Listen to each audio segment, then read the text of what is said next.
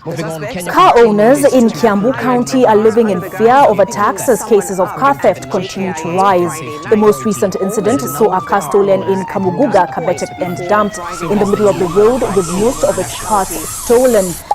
Car theft. Did you know that in Kenya, every single day a car is stolen? Well, yako ijaibiwa, but let me tell you, the location might differ, but every single day a car is stolen. So on today's episode, we're going to explain to you how cars get stolen. Whether you've taken your car on a car wash, maybe it's just parked just outside your home or even outside the mall. Well, we're going to break it down simple by simple, helping you understand how the car theft business really happens in Kenya and how you can actually make sure that your car is always on a safer side.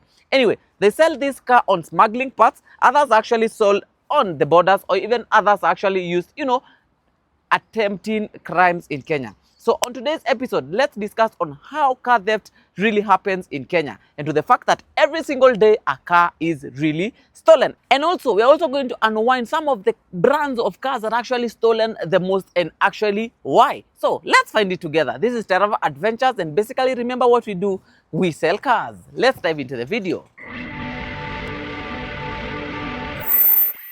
Well, let's talk about the most targeted cars for the car theft business in Kenya. And the first one, we start with the Toyota Probox. This is a famously known small hatchback unit that is both used for people who are in business and people who are still doing their family business with the car. Anyway, this car has the highest demand for spare parts, and that is why it is one of the most targeted units, the Toyota Probox. Another car is the Toyota Premio or the Toyota Allion. Well, these are compact sedans that fall in the same class that are mostly used by families in Kenya. Well, these cars are loved and they're all over the Kenyan roads. Well, you can't take like 10 minutes without spotting either of them, either a Toyota Allion and a Toyota Premio. And the fact that they're sedans that are really reliable by families, they're all over, and the spare parts for this particular unit is on high demand. So these cars, parking it outside a supermarket or a mall without, a cutout or an alarm system or a car tracking, well, your car might be on danger. Another car is the Toyota Fielder. Well, this still comes in line. This is a station wagon that is also still heavily reliable when it comes to families. This car is also on high demand. So also still parking your car outside a mall, a supermarket, or even a car wash while you are afar without an alarm or a car track or, or an alarm system, your car might be in danger. The other two cars, let's talk about the Toyota Hilux, which is a pickup, double cabin or single cab, or the Toyota Prado. Well, still these two cars from the Toyota company are a hot cake to that car theft business. And mostly both of them, these ones are actually used for border smuggling.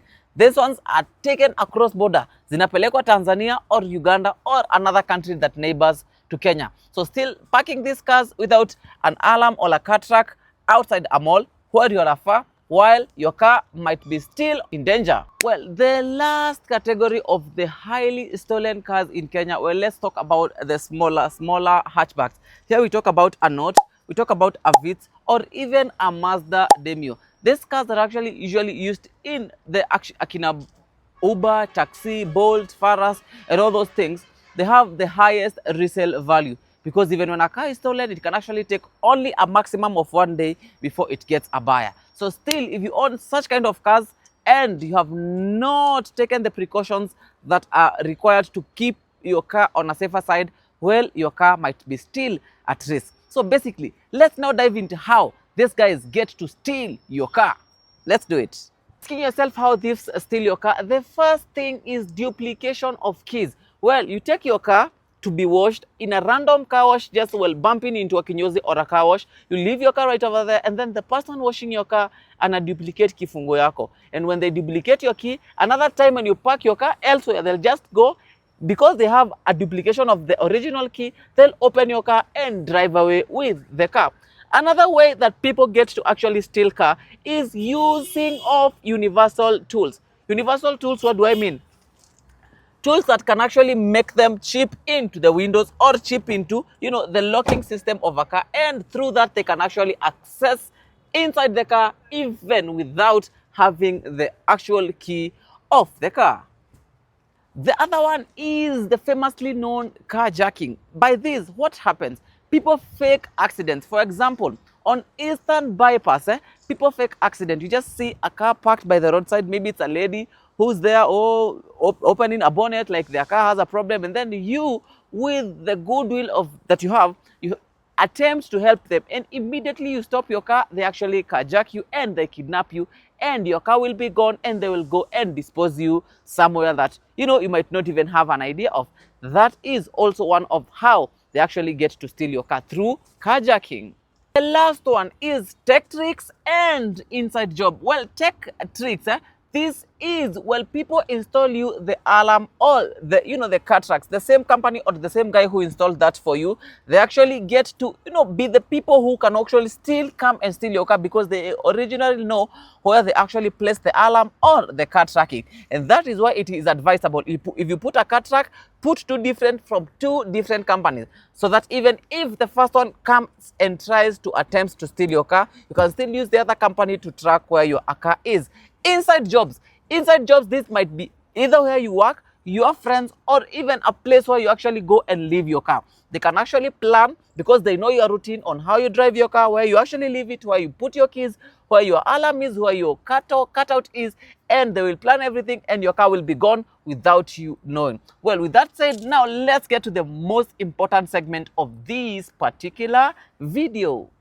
So now that we have discussed about how cars are actually stolen, how can you make sure that your car is on a safer side to prevent it from being stolen? First of all, can we really talk about the daily habits? Well, it all starts with where you park your car. It is just the same way as how you can have your phone, and where you actually put your phone might also minimize the chances of it being stolen. So you should park your car in well-lit, safe areas. So that is the first thing. The other thing, immediately you lock your car, you should double check if the door is closed well. All the doors, from the front ones to the back ones to the boot, just to ensure that the car is locked. The other thing, make sure that you don't have valuable items in the car, like laptops, phones, or expensive gadgets that are actually left inside. And the last thing, just avoid repetitive parking patterns. Don't park your car on a single place on a single daily basis, not unless it's your home.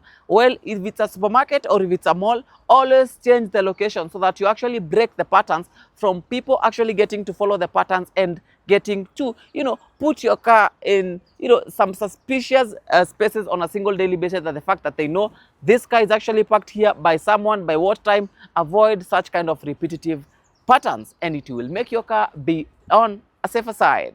Well, the other thing, to make sure that your car is on a safer side, you can install a kill switch button, where it can cut fuel. Even if your car is gone, you can still operate it on your phone, cut fuel, and the car can't move.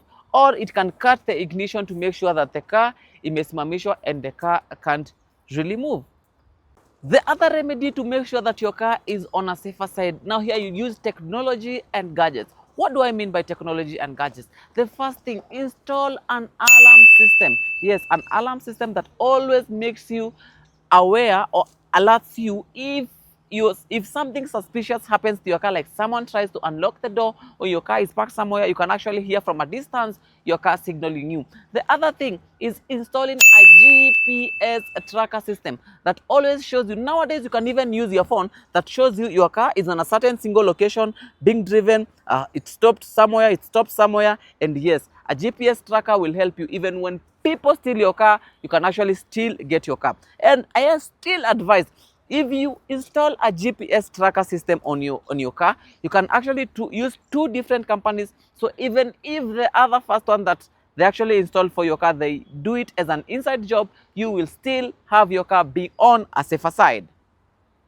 Now, the other thing is smart driving habits. Well, have you guys heard about Eastern Bypass? Avoid such kind of roads on late night, because even if something bad like a puncture happens to your car, stopping there by yourself before you get someone to come and help you, you will be at risk.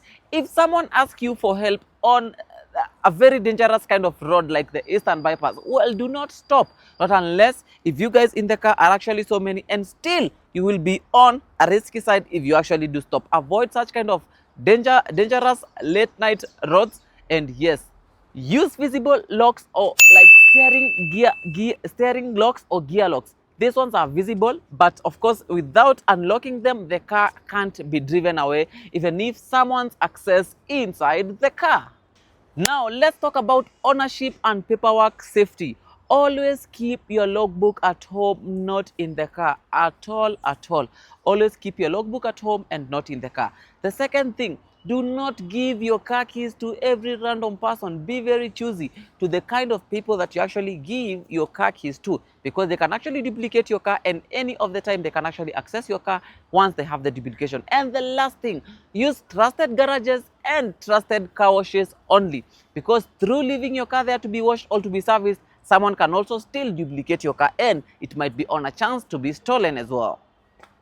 And now that we have digested all the tactics that the people who steal cars in Kenya do, and now that I have educated you that on a single daily basis a car is stolen in Kenya, well, if you drive a Probox, if you drive a Land Cruiser, if you drive a Fielder, if you drive a Prado, if you drive the small hatchback cars that I have said, or even if you drive any other cars that I have not listed, well, your car is still at risk to be stolen in Kenya. So please use the precautions that I have given you, and do let us know in the comment section down below. Do you know anyone who's ever been stolen a car, or have you ever experienced such kind of a problem, your car being stolen? Well, do let us know in the comment section down below. This is Terrava Adventures, and basically what we do, we sell cars. And apart from that, we educate you every single day on matters to do with cars, just to make sure that whenever you're getting to own a car, you are always on a safer side.